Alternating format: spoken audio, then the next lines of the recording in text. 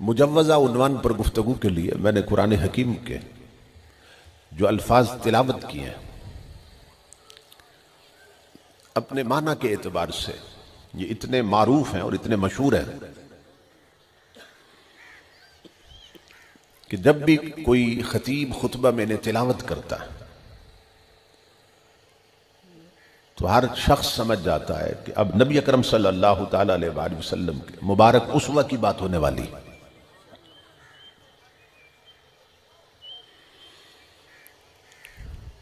इन लफ्जों में अल्लाह रब्बुल इज्जत ने हमें बताया कि हमारे लिए सबसे बेहतर नमूना किसकी जिंदगी में है।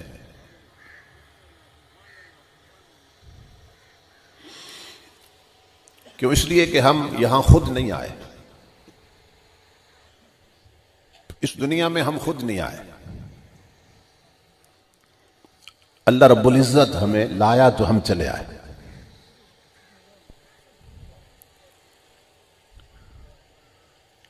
तो यही वजह है कि इस दुनिया में हम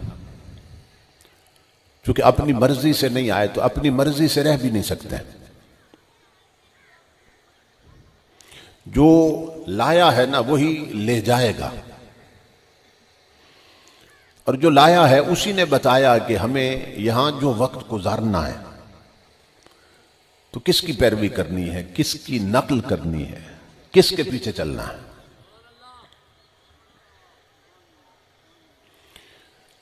तो इन लफ्जों में अल्लाह रब्बुल इज्जत ने हमें फरमाया कि लक़द कान लकुम फी रसूलिल्लाहि उस्वतुन हसना, तुम्हारे लिए सबसे बेहतर नमूना मेरे महबूब की जिंदगी में है।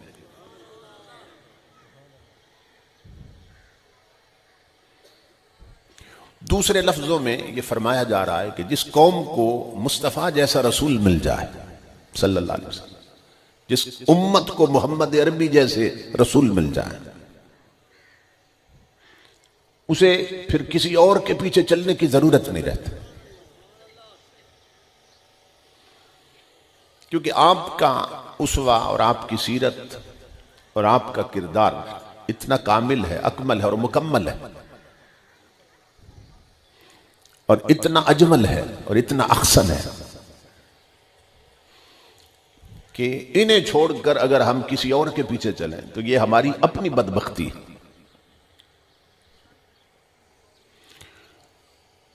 और इस वक्त हमारे ज़वाल का सबसे बड़ा सबब भी यह है कि हम हुजूर की पैरवी छोड़ चुके हैं। तो अल्लाह रब्बुल इज्जत ने फरमाया तुम्हारे लिए सबसे बेहतर नमूना मेरे हबीब की जिंदगी में। क्या मतलब? जीना कैसे है ये मेरे रसूल से सीखो।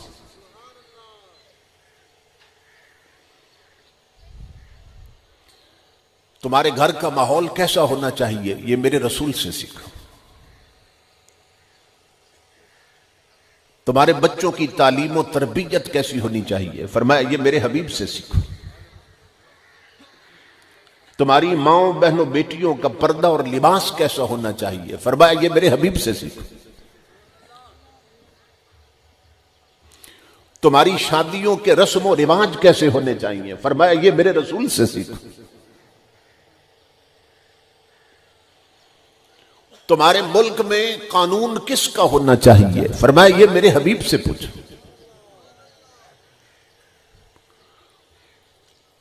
तुम्हारी धरती पर निजाम किसका होना चाहिए, फरमाया ये मेरे हबीब से सीखो। तुम्हारी असेंबलियों में नुमाइंदे कैसे बैठने चाहिए, फरमाया ये मेरे रसूल से पूछो। तुम्हारे तख्त पे हुक्मरान कैसा चाहिए, फरमाया ये मेरे हबीब से पूछो।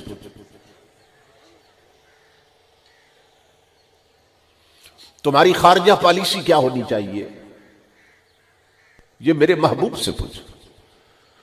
मियां बीवी के ताल्लुकात कैसे होने चाहिए, फरमाया ये रसूल से पूछो।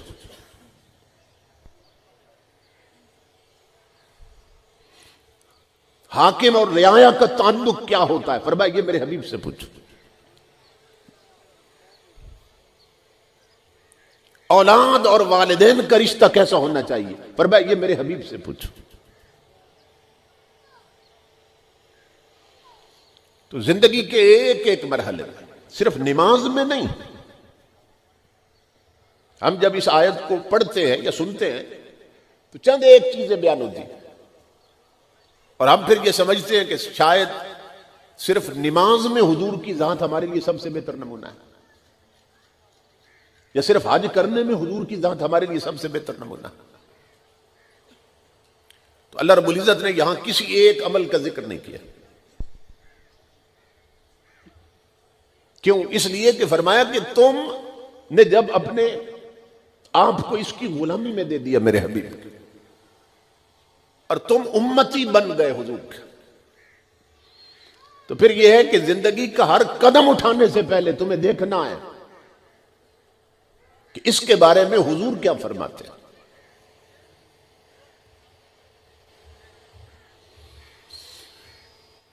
सबसे बेहतर नमूना हमारे लिए सरकार की जिंदगी में। अच्छा देखें ना, अल्लाह ने हमें पैदा क्यों किया? कुरान पाक में अल्लाह रब्बुल इज्जत ने एक मुकाम पे फरमाया, अफा हसिबतुम अन्नमा खलकनाकुम अबसम व अन्नकुम इलैना ला तुरजाऊन, कि क्या तुम ये समझते हो कि हमने तुम्हें बेकार पैदा किया है और तुम नहीं लौटाए जाओगे हमारी तरफ? यानी तुम्हें बेकार पैदा नहीं किया है, किसी मकसद के लिए पैदा किया। और सूरह मुल्क में फरमाया, अल्लज़ी खलक़ल मौता वल हयाता लियब्लुवकुम अय्युकुम अहसनु अमला, कि मैंने जिंदगी इसलिए पैदा की है और मैंने मौत इसलिए पैदा की। यानी तुम्हें जिंदगी इसलिए दी और मौत इसलिए देता हूं इस दुनिया में मैं देखूं तुम में से अच्छे अमल कौन करता है।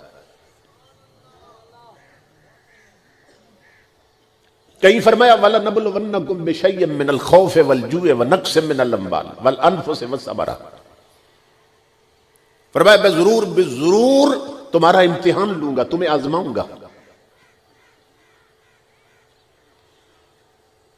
बार बार कुरान पाक में बताया जा रहा है, मैं तुम्हारा इम्तिहान लूंगा, मैं तुम्हें आजमाऊंगा, मैं तुम्हें परखूंगा। मैंने तुम्हें जिंदगी और मौत इसलिए दी कि देखूं अच्छे अमल कौन करता। यानी मैं चाहता हूं मैं तुम्हारा इम्तिहान लूं। तो इस दुनिया में हर शख्स इम्तिहान दे रहा है।